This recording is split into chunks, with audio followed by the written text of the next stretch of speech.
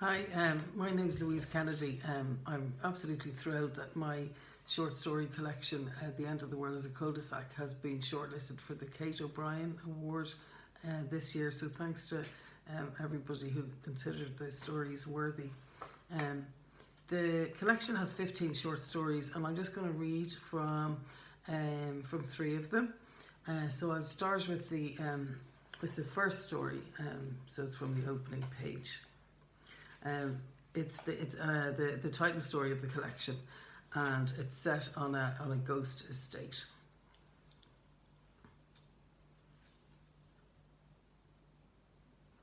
The dereliction was almost beautiful, the houses dark against the mauve dawn, pools of buff-coloured water glinting briefly as a passing car took the last bend before town.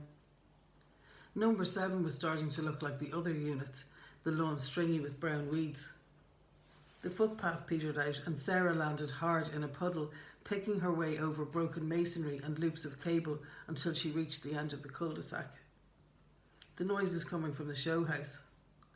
It looked even worse inside than out. Clots of dung littered the travertine floor.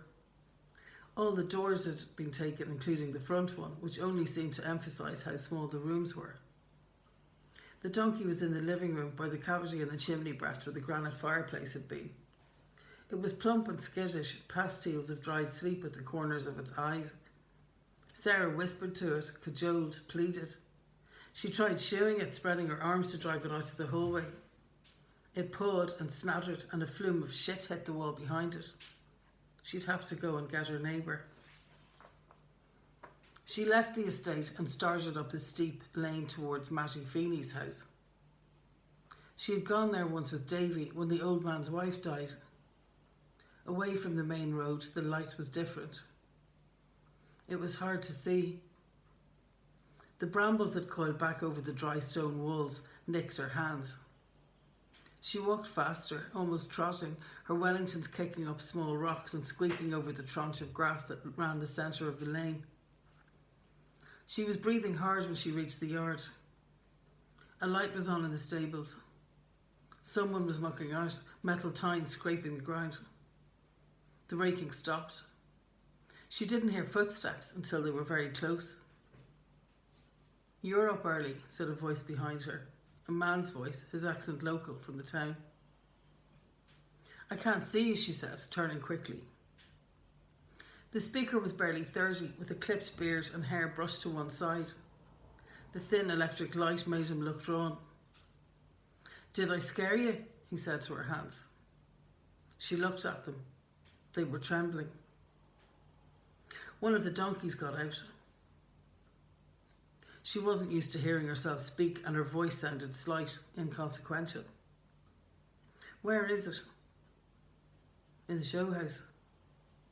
"I see," he said. His eyes were laughing at her. "Should I go and get Matty?" "He's up in the hospital," he said. "Is he all right?" "He had a stroke 3 weeks ago." "I didn't know. How is he?" The speech wasn't affected. He'd be back when they finished the physio.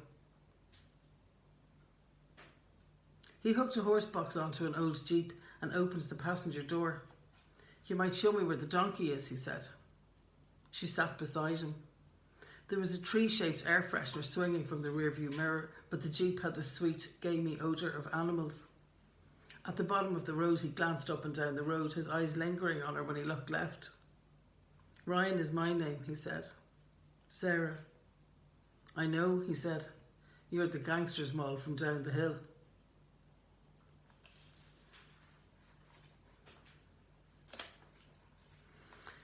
I'm going to read from the second story in the collection. It's called In Silhouette, and it takes place, I suppose, over about 40 years.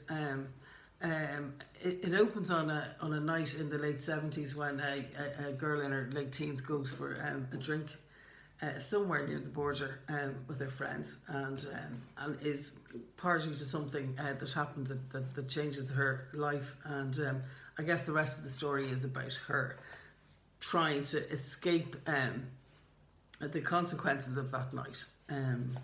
So this is from probably the second part of the story, where we're a few years on, and the unnamed narrator is in London.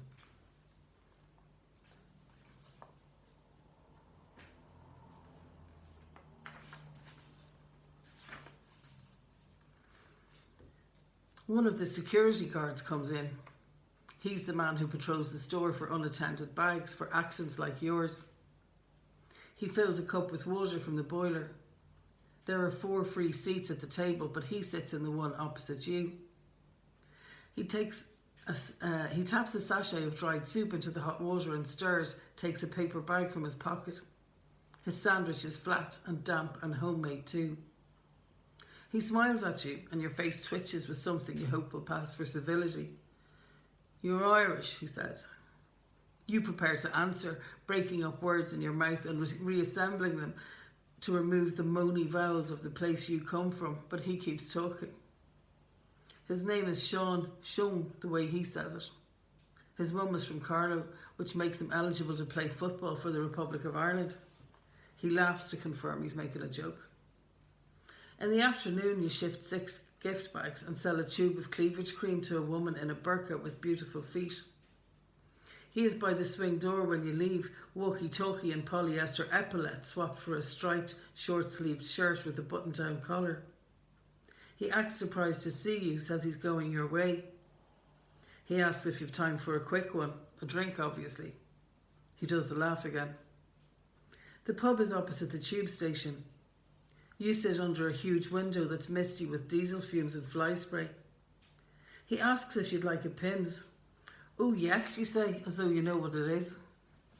It comes in a dimpled beer glass with chunks of cucumber and apple in it. "I don't know whether to eat it or drink it," you say, and the woman at the next table stares at you and says something into her man's ear. She's wearing a lady-dyed blouse like yours. He asks you questions as though he's reading them from a list. "Do you come from a big family?" "I've an older brother and 3 wee sisters." "What does your brother do?" "He's waiting for a job to come up." Daddy would smirk at your answer. He's 3 deaths away from going on hunger strike. Sean finishes his pint in one gulp and crosses the yeasty floral carpet to the gents. The woman at the next table is leaning into her man, pointing at the floor where you've put your white patent leather handbag. You pick it up, root in it, fingers moving over the greasy leisure. Daddy's wing is in lockdown. And your mother hasn't seen him for months. You try to imagine your brother in a blanket, his hair matted with shite, but you can't picture him. You take out a lipstick and drag it slowly across your mouth, pressing your lips together when you're done. Then you use it to write 4 big letters across the side of your bag. Sean appears, hooking at the waistband of his trousers. There's a light on the wall above his head, and his face is grey and shiny. He takes quick, light steps to the payphone and lifts the receiver, presumably to ring the woman who made a sandwich. You turn your handbag so the couple at the next table can read it. You've written bomb in shade 1981, English rose.